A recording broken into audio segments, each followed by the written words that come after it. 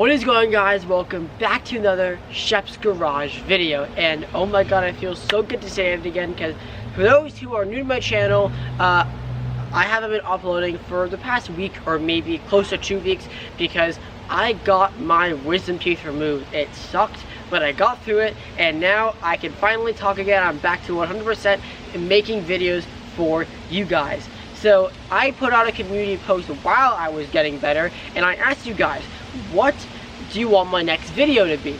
And all you guys wanted a 1-year update with my Mark 8 GTI.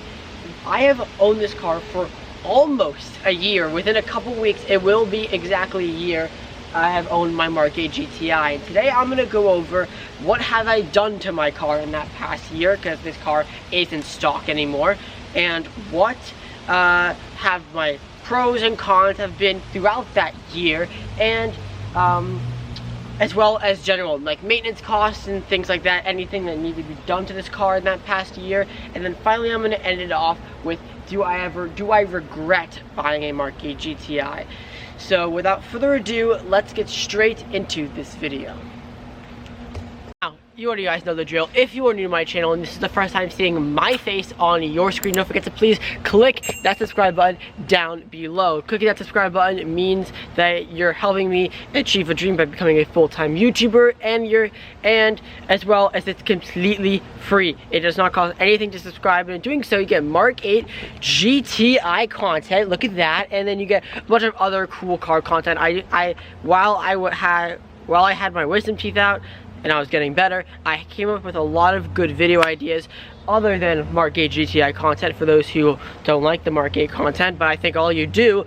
So what are you doing if you're not subscribed yet? Go ahead and subscribe. It's completely free. And yeah, without further ado, let's get into Mark 8 GTI 1-year update. So let's get started with the first thing in this video, and that is, what have I done to my car in the past year? This may not be super helpful for people, but if you own a Mark 8 GTI and you're planning on modding it, I'm gonna go over everything that is done to my car right now. Then we'll get into the actual like things that happened over the past year, pros, cons, maintenance, stuff like that. Let's start off with the modifications. And the first modification I done right after I bought this car was the yellow fog light film. This film is probably one of the best uses of money in my opinion.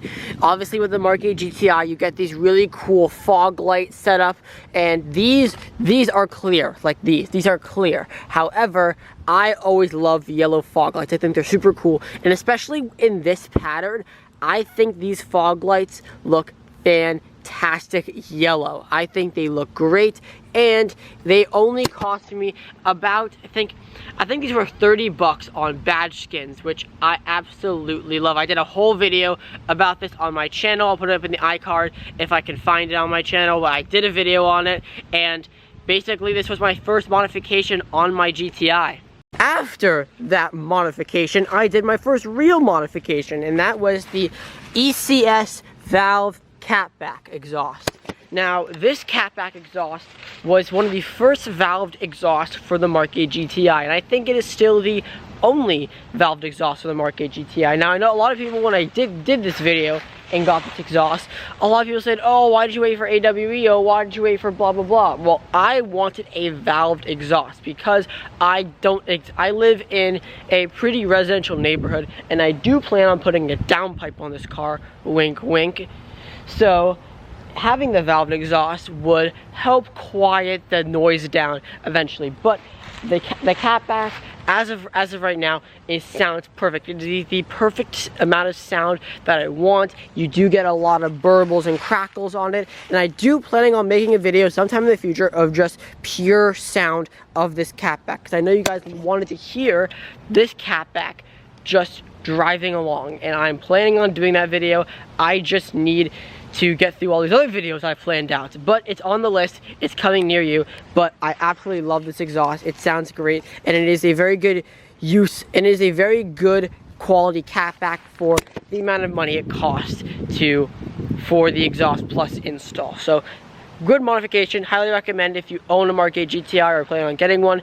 ECS catback is my favorite. If I have waited and I didn't want the valved catback, I would have went with the Miltech race exhaust, which I've heard that one was a pretty good one. But overall, this valved catback by ECS is a good quality catback for around $1,000, which for an exhaust isn't too bad. Now after the exhaust, the next thing I've done was the dynamic turn signals off of AliExpress. Now the reason why I went with these ones than the OEM ones was, one, they were $15, and two, they are smoked, and three, they are amazing quality.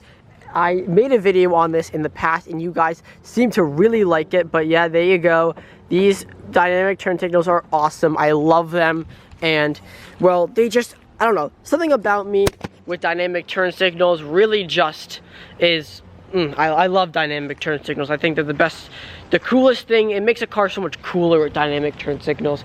So small modification, but a needed one. I did another video on my channel about these, so go and check it out. I put up in the iCard as well, if I can find it again, or if I even know how to do that. I'm sure I'll be able to figure it out. Anyways, moving on to the last two modifications I have done. We come under the hood here, we have two other modifications that I made videos on, and that was, as you can see, the racing line hood strut and the new speed intake, high flow intake. So the strut was something that needed to be done. Obviously, it is $18. I did a video on this. I think that is the best mod for any GTI. Super easy to install, and well, you don't have to put a stupid prop up anymore. So really good, well used mod. Love this thing. Doesn't improve improves the car in by holding the hood up for you, but doesn't improve performance. But this does improve performance. This is my new speed intake, or high flow intake. So I did the turbo inlet down there, I did the pipe, and I did the actual intake itself. So this intake was very easy to install, and I think it is the best looking and sounding for the Mark 8 GTI.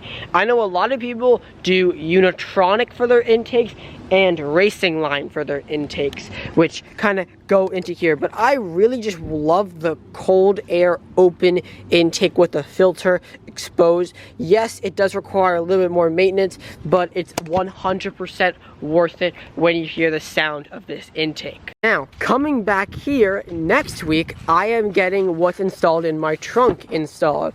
That is right, I am doing H&R lowering springs. These I haven't been able to install. I've had these for about 2 weeks and I haven't been able to install them, but I finally got an appointment at the place, so I bought H&R lowering springs because obviously this is a problem, and I also got spacers. So I'm doing 15 in the back and 11 in the front. These are the shopdap.com Mark 8 GTI flush set. So I will let you guys, I will do a video on this obviously, and I'll let you know how these are. So I'll let you know how those are. I'll do a video on it obviously after they're installed. Alright, enough about the modifications on my car in the past year. Let's talk about some actual owner's experience. Now, in terms of maintenance for this car has been solid, reliable over the past year. Over the past year, I have done around 8,500 miles, and this car has been flawless. I love it. Nothing is wrong. The only actual thing I had to do was get my oil changed at around 5,000 miles. I like to do it every 5. Some people do 3. I think 3 is kind of ridiculous. I think 5 is perfect for me. I know this car says 10, but changing your oil every 5,000 miles, especially on Volkswagens, is well, not a bad decision. Other than that, the only other problem I've had was that this screen just randomly turned off while I was driving. So I took it to the dealer because it wasn't showing my speed, and they fixed it.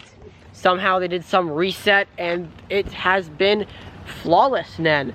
As well, same thing with my seat. The seat wasn't working, the automatic drivers and memory seat and the lumbar and everything. This wasn't working, but they did some other reset and it worked. As well as I've had the usual normal bugs and glitches here and there, but other than that, purely ignoring that, oh yeah, I also had my front wheel replaced because it was bent. But other than those things, this car mechanically has been performing amazing. Let's knock on wood for that one. But overall, this car has been very reliable over the past 8,500 or so miles. So maintenance is all very good if you're thinking about getting a GTI. Pretty reliable for the first year. Let's talk about some of the low points, and I am happy to announce I don't have a lot of low points. This car has absolutely been fantastic for the past year I've owned it. I haven't regretted anything so far on this car, and I'll get to why I say so far very, very soon. But this car has been fantastic. I absolutely love it. I haven't had the need to complain about anything with this car. It has behaved perfectly fine. It hasn't left me stranded. It's really just been fantastic, really. So no negatives really. I'll go over some of the positives though, and that is that if you do plan on getting a GTI, I highly recommend getting the leather seat package. I cannot stress this enough, but these leather seats are fantastic. I've done a couple over 1 hour plus road trips before, and I haven't had the need to stop and stretch my legs or anything like that, because I know some seats can be so stiff, but these seats are very high quality, and they are perforated as well, which probably also explains why they're really comfy, and they are just fantastic to sit in. I absolutely love them. So if you do think about getting a GTI, highly recommend the SE, highly recommend the leather seat package. The base GTI is good, the base seats are good, but these seats are way better. Just my opinion, coming from an SE owner with leather seats, 10 out of 10, worth the extra $1,200 for the leather seat package. As well as another thing I've enjoyed over the past year was the front limited slip differential. This differential is beyond belief. My mom has a Porsche 911, a 911 Carrera S over there, and I have driven that a couple of times, and as you know, Porsches handle fantastic. So well, this car, after driving this car, I am 100% not biased with this. This limited slip front differential, it takes corners like no other car I've driven. It is insane. It is beyond belief. When you turn this car's wheels and the steering wheel around a very tight corner, this car's this car's differential is fantastic. Absolutely one of the best front limited slip differentials ever, probably ever in the industry. It is fantastic.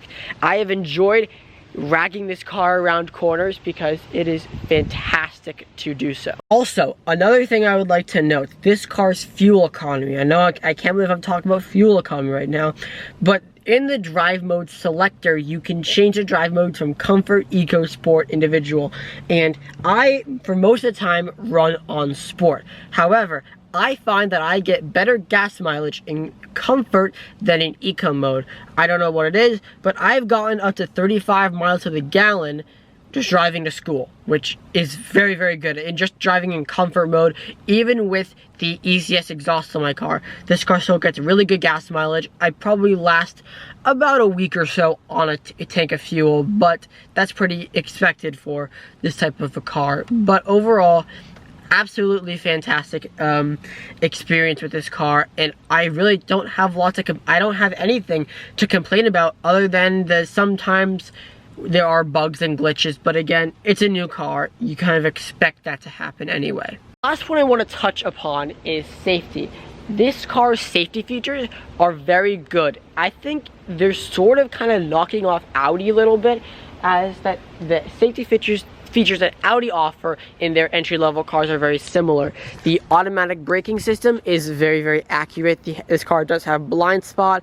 It has forward collision warning. It has rear collision warning, which that is very nice. Front and rear parking sensors. So overall, safety features are very good. Very easy to maneuver, very easy to parallel park. And no, I have not curbed any of my wheels yet, which that's just upon skill, obviously. But overall, safety features, this car is very safe. So if you're thinking about buying one as a first car, like me, or just buying one as a safe, reliable commuter car that's fun, this car is 100% for you. Now, touching upon a point that I said earlier in the video, is that there is only one thing I kinda am slightly worried about, and that is driving this car in snow. I have not driven this car in snow just yet. I bought it last year around beginning of November, and during that beginning of year November and throughout the winter, I didn't drive anywhere because I was remote for school. I was home, so I had no need to drive anywhere. So this car sat with under 1,000 miles on it for quite a while. So sure, I did drive it without during the springtime and everything, but not during the winter time. I didn't go anywhere during the winter. So I haven't driven in the winter just yet, and as this is a front wheel drive car and I'm currently running on summer tires right now, I have no idea how this car handles in the snow with, not summer tires, as I'm running on all season tires right now, I have no idea how this car handles in the snow. So, and I do not have winter tires for it. So if anyone does have a GTI and has driven in the winter, comment down below if you have winter tires. If enough people say get winter tires, I'll buy winter tires, but overall that's really about it. Now finally, do I regret buying this car? Short answer is absolutely not. I absolutely love this car. 100% the right decision to go in is with a GTI. Probably one of the best cars for the money in my opinion. If I was to change anything, I probably, if I found a Golf R for MSRP and with no weight, I probably would have went with the Golf R purely just because the Golf R has all-wheel drive, and I think it would have been a worthy spending the extra $3,000-4,000 on the Golf R for just the all-wheel drive system and the wing and all that other stuff. So oh yeah, so that's basically the 1 year update with this car. So I hope you guys did enjoy that 1 year update with this car. In short, this car has been fantastic. I have nothing to complain about. Maintenance is very, very good, and this car is safe. It is fantastic, and I absolutely love it. No complaining here. I hope you guys did enjoy this video. If you did, be sure to subscribe and like the video, as well as in next video, my mom sold her 911. We have sold our Porsche 911 and we bought something else. And I want to give you guys a couple of clues to see if you can guess what it is down below in the description. It is German, and it's very rare, and the reason why it's rare is because that it has a manual transmission. So anyone know? German, rare because it has a manual transmission. We finally got a manual. Super excited to unveil that car in the next video. And yeah, thank you guys so much for watching. See you guys next time. And as always, peace out.